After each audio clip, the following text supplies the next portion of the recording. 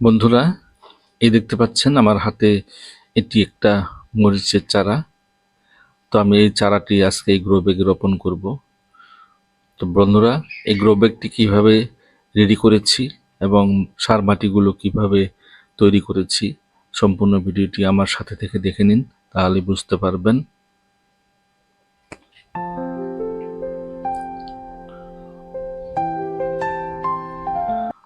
বন্ধুরা, সবাইকে স্বাগতম জানাই মুশফিক অর্গানিক গার্ডেনে। দেখতে পাচ্ছেন গ্রো ব্যাগটিতে দুইটি ছোট ছোট ছিদ্রি, সেটিও নিচের থেকে 1.5 ইঞ্চি উপরে। এই গ্রো ব্যাগটির এই ছিদ্রি দুটো সহকারে যদি আমরা চারা রোপণ করি বা গাছ রোপণ করি, তাহলে আমাদের ড্রেনেজ সিস্টেমটি ভালো হবে না এবং আমাদের গাছগুলো মারা যেতে পারে। তো সেই জন্য আমি নিচের দিকে দুইটি ছিদ্রি করে নিলাম লোহার রড গরম করে, এবং সাইডে একদম নিচে দুইটি ছিদ্রি করে নিতেছি। এইভাবে আমি আমার গ্রো ব্যাগগুলো রেডি করব। দেখতে পাচ্ছেন আমি কিভাবে রেডি করলাম। এভাবে আপনারাও রেডি করতে পারেন, কারণ এই লোহার রড গরম করে ধরা মাত্রই ছিদ্রি হয়ে যায়। এইভাবে আপনারাও গ্রো ব্যাগ রেডি করতে পারেন। আজকে আমি 10টি গ্রো ব্যাগে চারা রোপণ করব মরিচের। সবগুলো দেখানো সম্ভব না, সবগুলো দেখালে অনেক লম্বা ভিডিও হয়ে যাবে। তারপরে আমি সার মাটি তৈরি করতেছি। দেখুন, প্রথমে আমি 2 কড়াই আমার গার্ডেনের মাটি নিলাম।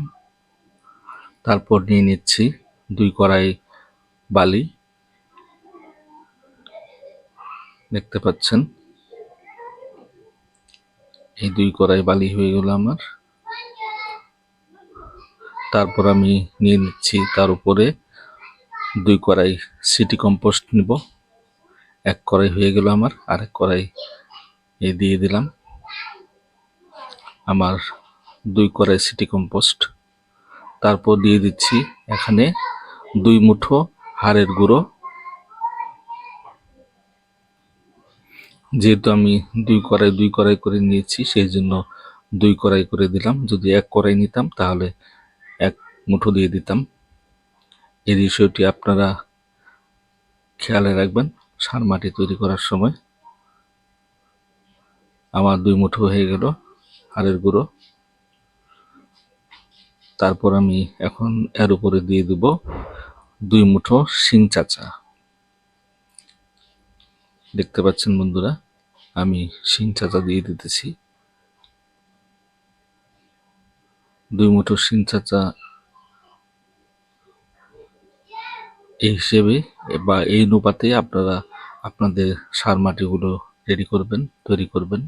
তারপর এগুলো আমি ভালোভাবে মিশিয়ে নিচ্ছি, বা খুব ভালোভাবে মিশিয়ে নেব।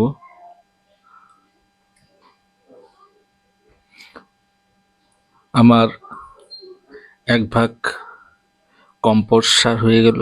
আপনারা সিটি কম্পোস্টের পরিবর্তে কেঁচো সার, ভার্মি কম্পোস্ট বা গোবর সার নিতে পারেন। আরেক ভাগ আমি বালি নিয়েছি, আপনারা বালির পরিবর্তে কোকোপিট নিতে পারেন। যেহেতু গ্রো ব্যাগ বা টবের জন্য কোকোপিট দেওয়া চলে, আমি কোকোপিট ব্যবহার করি না গ্রো ব্যাগ বা টবে, আমি শুধুমাত্র বালি ব্যবহার করি। তারপর আরেক ভাগ গার্ডেনের মাটি নেওয়া হলো। তো 1 ভাগ করে সবগুলো নেওয়া হলো। তো তারপর আমি আমার এই গ্রো ব্যাগগুলোর মধ্যে 1 ইঞ্চি বালির লেয়ার দিয়ে দিতেছি নিচে, ড্রেনেজ সিস্টেমটি খুব ভালো করে রাখার জন্য। কারণ ড্রেনেজ সিস্টেম আমাদের যত ভালো হবে, তত আমাদের গাছগুলো ভালো থাকবে, কারণ বাড়তি জল তখন আটকে থাকবে না। আর যদি আমাদের গ্রো ব্যাগে বা টবে যদি বাড়তি জল আটকে থাকে, তাহলে আমাদের গাছের শিকড়গুলো পচে যাবে এবং গাছটি আস্তে আস্তে মারা যাবে। বিভিন্ন ধরনের রোগ পোকার আক্রমণ শুরু হয়ে যাবে গাছের মধ্যে। এভাবে আপনারাও আপনাদের গ্রো ব্যাগ রেডি করুন। তারপর আমি এই গ্রো ব্যাগগুলোর মধ্যে সার মাটি যে সমস্ত রেডি করে রেখেছিলাম, সেগুলো এখন আমি ভরে দেব। শুধুমাত্র উপর থেকে 1 ইঞ্চি খালি রাখবেন, আমিও 1 ইঞ্চি খালি রাখবো, কারণ আমাদেরকে পরে জল প্রয়োগ করতে হবে বা বিভিন্ন ধরনের সার প্রয়োগ করতে হবে, সেই জন্য 1 ইঞ্চি খালি রাখবো। একদম ভরিয়ে দিলে অসুবিধা হবে জল দেওয়া আরও সার দেওয়া। তো এভাবে আমি 10টি গ্রো ব্যাগ রেডি করে নিব। সম্পূর্ণ দেখানো সম্ভব না, অনেক লম্বা ভিডিও হয়ে যাবে। তো তারপর আমি এই গ্রো ব্যাগের মধ্যে এখন মরিচের চারা রোপণ করব। আমি হাত দিয়ে একটি গর্ত করে নিলাম ঠিক মাঝখানে। তো আপনারা এইভাবে ঠিক মাঝখানে মধ্যে গর্ত করে নেবেন হাত দিয়ে, যেহেতু মাটিগুলো নরম। তারপর হালকাভাবে চারপাশে মাটিগুলো চাপ দিয়ে দিবেন এভাবে, যাতে করে মাটিগুলো ফাঁকা না থাকে নিচে। যদি ফাঁকা থাকে তাহলে আমাদের ফাঙ্গাস বা জন্ম নিবে, তখন আমাদের গাছের ক্ষতি হবে।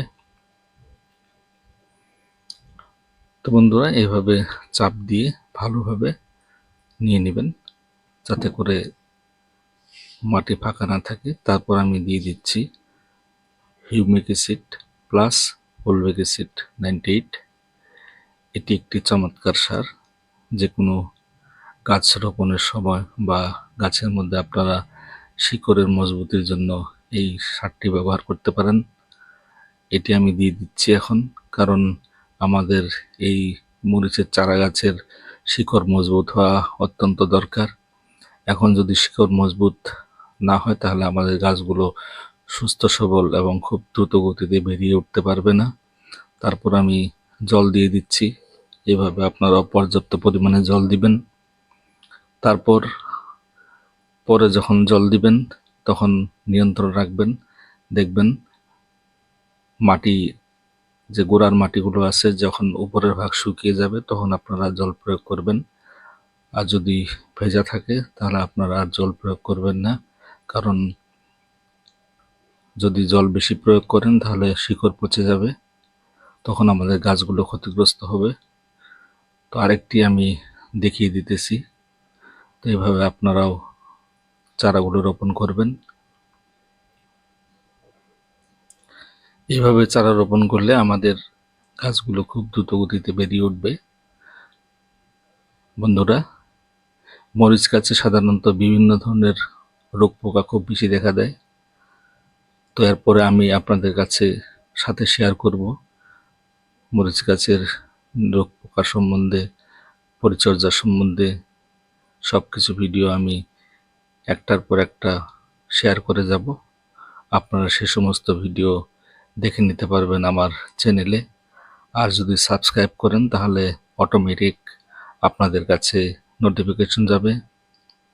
তো বন্ধুরা, তারপর আমি এটার মধ্যেও সেই হিউমিক অ্যাসিড আর ফলভিক অ্যাসিড 98 দিয়ে দিচ্ছি।